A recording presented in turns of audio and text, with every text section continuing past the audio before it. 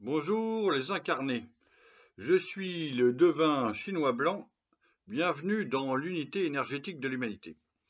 Je continue la 7e vidéo sur l'intro de Javarifor dans leur traduction rouge, et dans l'introduction, j'en suis à une partie qui s'appelle la fleur fractale. Voilà. Trier à la longueur de nuit des centaines d'idéogrammes, puis comparer des journées durant des phrases entières pour y traquer ce qui n'y figure pas, tout cela allait finalement m'amener à ce que par quoi j'aurais sans doute dû commencer. Compter un par un tous les signes composant les 64 chapitres du texte canonique. Je m'arrête là un instant pour souligner que j'ai fait exactement la même chose, compter un par un certains mots de l'autobiographie de Obama, par exemple, les 800 pages. J'ai compté les occurrences de certains mots un par un. Ça m'a pris des semaines de travail à comptage, ridicule, mais intéressant. Et donc, c'est un exercice, comme je disais sur notre vidéo, où les 4000 signes idéogrammes du texte du Yiking sont une concentration et on peut rentrer pour déconcentrer et obtenir une langue plus touffue, mais on récupère les occurrences, la concentration des concentrations. Voilà, je continue. Chemin faisant, je m'étonnais qu'aucun auteur n'ait eu jusqu'alors cette innocente curiosité. Oui, mais c'est un labeur, il faut une passion derrière, il faut une motivation. Les seuls qui mentionnent cette question l'éludent en répétant ce que les Chinois ont toujours dit, que le texte canonique compte environ 4000 caractères qui, ajoutés aux à peu près 6000 caractères des commentaires canoniques, forment un ensemble d'environ 10 000 signes, 10 000 étant le chiffre symbolique de la totalité. Je fais quand même une parenthèse que cette traduction rouge de Javarifor est magnifique, formidable et meilleure que les autres. Néanmoins, euh, elle est là donc c'est déjà un 1000 pages, ok. Ça fait déjà un dico, si on peut dire. Il n'y a pas le commentaire canonique à l'intérieur, ok, comme il y a dans la traduction jaune de Médicis, de la traduction de Willem et de Perrault en français. Voilà. Et donc ceux qui ne connaissent pas cette partie-là ratent une partie du Viking, c'est évident. Toute la partie historique, sagesse, en fin de compte. Parce qu'on est dans les deux côtés. Là, il y a le côté divinatoire et il y a encore plus de sagesse dans l'autre partie. Avec l'histoire, avec tout ça. Avec des connexions intérieures. Beaucoup de connexions internes. Or, quand on a commencé à prendre la mesure de la précision horlogère à laquelle le Viking a été ciselé des siècles durant, oui, la mention environ 4000 caractères n'est plus acceptable. Sauf qu'ils ne l'ont pas traduit. Alors, si tu l'as pas traduit, tu critiques pas. Le texte officiel du Yi Jing compte environ 4082 caractères, et ce chiffre résume magnifiquement le mélange de méticulosité et de souplesse, de perfectionnisme et d'humour dans lesquels les Chinois de l'Antiquité aimaient à nicher leurs grands textes classiques. 4082 n'est pas très loin de 4000. C'est sûr, mais ce chiffre se rapproche bien plus de 4096, un nombre qui n'est pas indifférent au système même du Yi Jing qu'on en juge. 4096 est le produit de 64 par 64. Alors là, je suis obligé de livrer une anecdote personnelle d'enfance. Euh, je ne savais pas à quoi ça correspondait, mais quand j'étais gosse, j'adorais faire des rosaces. Ok. J'avais jamais entendu parler de tout ce qui va avec. Et j'adorais dans ma tête, j'étais très fort en calcul mental jeune, jouer aux chiffres de multiplication 2, 4, 6, 8 jusqu'à autant 216, 512, 1024, etc. etc. Je jouais à ça, mon esprit jouait à ça. Et je me retrouve dans ces 8 éléments, 8 fois 8, 64, 64, 4096, etc. Ça me parle. Voilà. Alors, si vous regardez mon hypnose, moi je fais le rapport. J'ai pas eu besoin de l'hypnose pour faire le rapport, mais il y a confirmation. Ok. Tout ça, le hiking est bien vivant en moi et de bien des manières. Dans les lettres, dans les signes, dans les signes, tout ça. Dans les signes aussi, ouais. Autrement dit, à 14 unités près, le livre des changements est un composé de 64 chapitres comportant chacun en moyenne 64 idéogrammes. Pareille coïncidence ne peut être qu'un fait exprès, surtout à cause de ce qui semble de prime abord être une imperfection. Quant à l'issue d'un processus commencé avec des centaines de milliers de carapaces et étendu sur plusieurs centaines d'années, on se retrouve avec, à 14 unités près, un chiffre si parlant, ce ne peut être qu'une marque d'humour soulignant avec élégance la nécessité vitale d'introduire dans la rigueur numérique la légèreté d'un minuscule manque, la souplesse d'un petit jeu, comme dans la fausse équerre des charpentiers chinois. Ces 14 caractères ne sont pas manquants par inadvertance, mais par exigence philosophique, pour proclamer avec délicatesse que le Yi-King n'est ni parfait, ce qui lui retirerait sa qualité humaine, ni parfaitement achevé, ce qui le rendrait infidèle à lui-même. Mais ce nombre en dit encore davantage, il montre aussi dans la relation que chaque partie de l'ensemble entretient avec le tout, l'application de la grande règle d'adéquation qui arme tout le livre des changements. La circonstance prévaut toujours sur le principe, la particularité du moment sur la généralité du règlement. Confucius le disait lui-même, dans les affaires du monde, l'être accompli n'a pas une attitude rigide de refus ou d'acceptation. Le juste est sa seule règle. Quelle que soit la grille d'analyse qu'on appliquera au Yi-King, cela n'empêchera jamais la particularité de la situation de reprendre ses droits.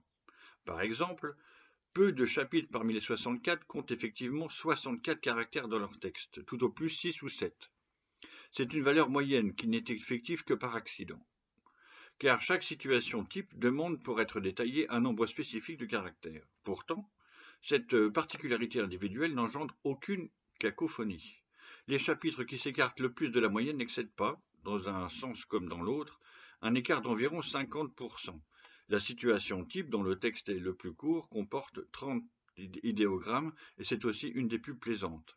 Échanger, celle dont le texte est le plus long, 95 idéogrammes, épuisement, est l'une des plus arides et l'une des plus difficiles à vivre, donc une de celles pour lesquelles les conseils sont le plus détaillés. Ok, donc là on est quand même dans il nous explique son expérience de la traduction qui va jusque-là, jusqu'à compter, jusqu'à tout vouloir ressentir à l'intérieur. C'est une exploration, c'est une expérimentation à part, hein. C'est un bout de vie conséquent, cette histoire de traduction. Il faut tirer son chapeau pour cette réussite, encore une fois.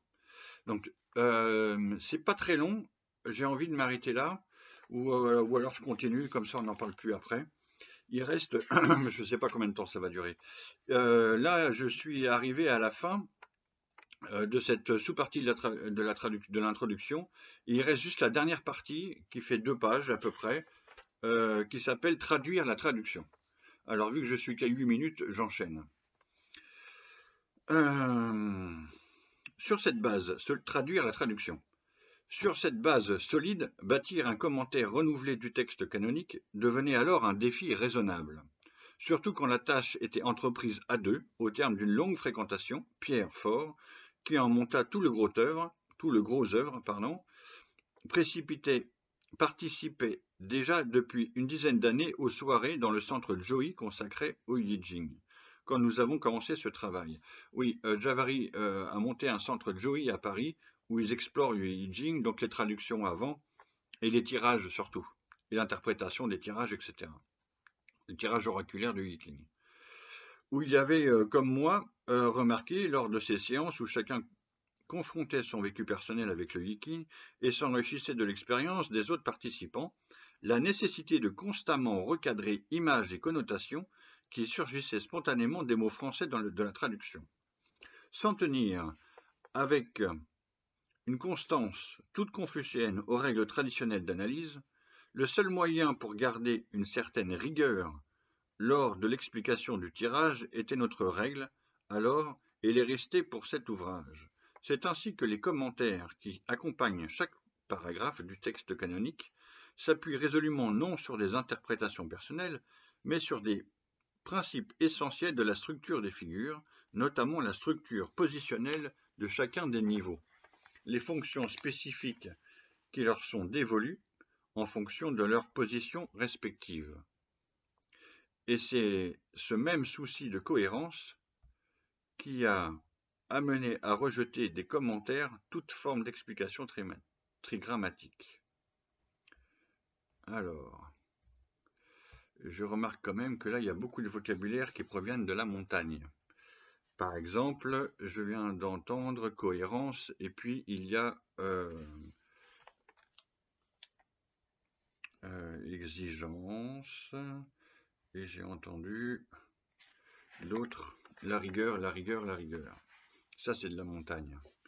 Bon, les 8 trigrammes, tout connaisseur de Yi Jing le sait bien, sont un des éléments essentiels de la compréhension des hexagrammes. Oui, il faut partir des trigrammes, ok. Même avant les trigrammes, moi je parle des éléments. Ce qui me semble le plus vivant, ça donne l'univers vivant direct. Vous touchez l'univers vivant. Et donc ça rejoint les trigrammes et les éléments, ça rejoint Foy. Les 8 trigrammes correspondent aux 8 éléments, mais moi je préfère dire que les 8 éléments correspondent aux 8 trigrammes. D'abord, l'univers est vivant, et ensuite on arrive à mettre des signes dessus. Voilà. Mais ce qu'ignore souvent l'amateur sincère, abusé par la légende officielle que certains lettrés chinois contemporains défendent toujours mordicus, c'est que les trigrammes, loin d'être le système organisateur originel du livre des changements, en sont un produit dérivé qui n'apparaît dans l'histoire qu'à partir de la dynastie des Han, 210 avant Jésus-Christ et 220 après Jésus-Christ, c'est-à-dire à une époque où le texte canonique est déjà fixé, comme le confirme le manuscrit sur soie du Yi Jing trouvé à Ma Wangdui, où il fut enterré en 176 avant notre ère, dans lequel les noms des trigrammes ne figurent pas. Alors, c'est intéressant à plein de titres. Donc, il y a un manuscrit enterré en 176 avant Jésus-Christ. Donc, ça confirme bien que le livre, le Yi Jing, est terminé aux alentours de la mort de Confucius en moins 479 avant Jésus-Christ. Et ça veut dire aussi qu'il se passe beaucoup de choses à l'époque du premier empereur et au début des Han, ok, et que notamment le mythe de Foyi, comme l'affirmation va suivre ou est déjà formulée ailleurs, le mythe de Foyi qui inventa les 8 trigrammes est un mythe tardif qui daterait des Han, ok. Comme on sait, à chaque fois, chaque dynastie a tendance à réécrire toute l'histoire ou le sens de l'histoire, se l'approprier en tout cas, et à réécrire et à inventer même parfois une autre forme d'écriture, des variantes, ok, des métamorphoses, des transformations d'écriture. Bon, voilà, donc vous avez compris. Que ces trigrammes soient tant mis en avant est peut-être dû au manque d'endurance de ceux qui les prônent. 8 diagrammes de 3 traits, après tout, c'est plus facile à mémoriser que 64 diagrammes de 6 traits. Non, c'est pas ça la cause. Hein.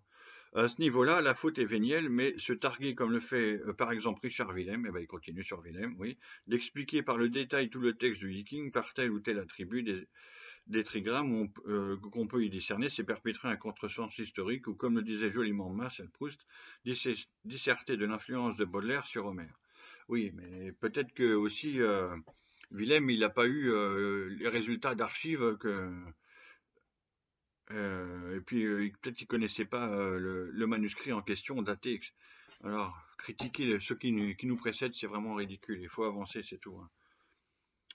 Pour cette raison, même si des considérations d'utilité ont amené à présenter à la fin de chaque chapitre 2 des commentaires canoniques, la grande image est la 10e aile, le premier, parce qu'il donne un bon résultat de l'attitude à tenir en la circonstance, et le second parce que, résumant la situation à l'aide d'un idéogramme, il en donna un éclairage très stimulant. Dans cet ouvrage, l'analyse de chacun des 64 hexagrammes est indéfectiblement hexagrammatique.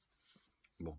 Elle ne s'appuie que sur des éléments intangibles résultant autant de l'étude précise de l'agencement et du vocabulaire spécifique du texte canonique, que sur les éléments structurels que chacun peut lire dans l'architecture des figures linéaires.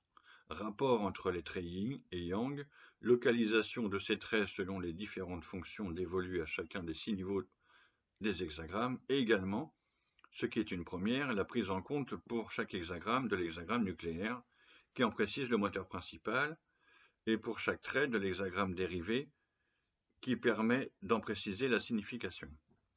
Oui, sauf que moi j'ai montré dans les biographies que ces outils-là, je les utilisais, donc ces outils-là c'est hexagramme nucléaire, c'est comme ça qu'ils appellent ça, un hexagramme qui est proche interne, qui a un fonctionnement interne à un autre hexagramme. Il y a l'hexagramme donc opposé, où les traits sont différents, enfin opposés parce qu'il y a aussi, il y en a plusieurs, et il y a l'hexagramme dérivé, dont j'ai mis plusieurs années, de nombreuses années même, à comprendre, à sentir la subtilité qui se cachait derrière quand je faisais une biographie. C'était une ombre agissante. C'est très très yin, mais c'est la force yin qui se cache derrière l'apparence. Et ça se lit, ça, dans le yiking, dans la biographie en direct. Hein. Enfin voilà, dans le passé, mais on peut l'actualiser. Mais là, il faut tendre les oreilles, il faut de l'expérience, ça n'arrive pas tout de suite. Hein. Il faut une maturité aussi. À toutes ces grilles traditionnelles s'ajoute ici la prise en compte des notions de correspondance, rapport entre les traits situés à des niveaux analogues, oui. À l'intérieur dans les 6 traits, dans le texte des traits, on voit qu'il y a des correspondances entre le premier trait du premier trigramme et le premier trait du deuxième trigramme, etc., etc. Les traits parlent entre eux. Ok. De correction, oui, des rapports de correction, rapport entre la position d'un trait et la nature yin ou yang de la ligne où il s'y trouve. Donc il y a des traits où ils sont à une place correcte ou incorrecte par rapport aussi à un yin. Entendu que l'hexagramme 63, tous les traits sont corrects à leur place. Rarement utilisé parce que souvent délicate à clarifier. Oui, on rentre dans des subtilités, c'est passionnant à étudier, mais ça c'est pour ceux qui décident de s'investir dans ces compréhensions-là. Comment imaginer un commentaire du Yijing qui se croirait irrévocable? Irrévocable, ça dépend ce qu'on appelle irrévocable, hein, parce que moi je vous dis, c'est l'humain qui prime là-dedans. Hein. Comment envisager une traduction qui s'imaginerait être définitive? Oui, moi, ma lecture du Viking, elle est définitive. Ce serait un péché d'orgueil, d'accord? Offense à la raison et surtout déni de l'essence même du livre des changements. Oui, mais je dis juste qu'il y a une lecture du Viking que vous n'avez pas encore entendue et c'est pour ça que je vous la montre. Et tout marche, j'ai eu le temps de vérifier, en plus de 20 ans, en plus de 12 bouquins, j'ai eu le temps de tout vérifier, tout vous expliquer, de vous montrer et démontrer. Quel autre souhait peuvent formuler un traducteur sincère et un commentateur consciencieux que celui d'avoir proposé une version du Viking suffisamment honnête pour être utile, ça c'est vrai, il y a un énorme travail d'honnête, et c'est très honnête, suffisamment imparfaite pour susciter chez d'autres le désir de se mettre au travail.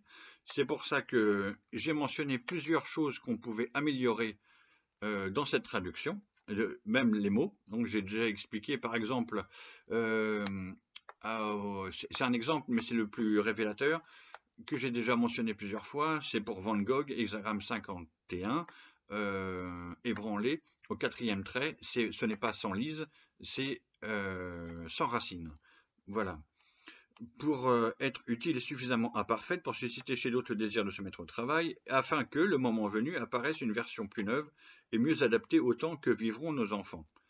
C'est tout ce que je souhaite, c'est qu'on améliore encore le texte et qu'on ajoute, même si c'est encore des centaines de pages, on ajoute le commentaire canonique à l'intérieur pour que chacun puisse voir que c'est à la fois du divinatoire et de la sagesse, c'est-à-dire la pensée chinoise de la rationalité divinatoire. Rationalité divinatoire, le mot est chez Han Cheng, ok, c'est pas moi qui l'invente. Et donc c'est simultanément le divin et le rationnel dans la pensée. Et j'avarie de conclure par une citation. À l'époque de Confucius, Héraclite ne disait-il pas déjà « le feu se repose en changeant ». Oui, je pense que Héraclite, lui, a vécu dans le feu, mais de là à le démontrer avec juste quelques bouts de texte, c'est pas facile. Mais j'ai trouvé Confucius, et c'est pour ça qu'il cite Confucius. C'est pas impossible que Javarie se situe lui-même dans les mêmes énergies de Confucius dans Se tenir. Mais je n'ai pas confirmé, il faudrait que je lise d'autres livres de lui. Je vous remercie et je finis là les commentaires et je partirai sur autre chose, peut-être sur l'histoire chinoise de 1850 à 1997, plus Xi Jinping. Voilà, à bientôt les amis. Ciao.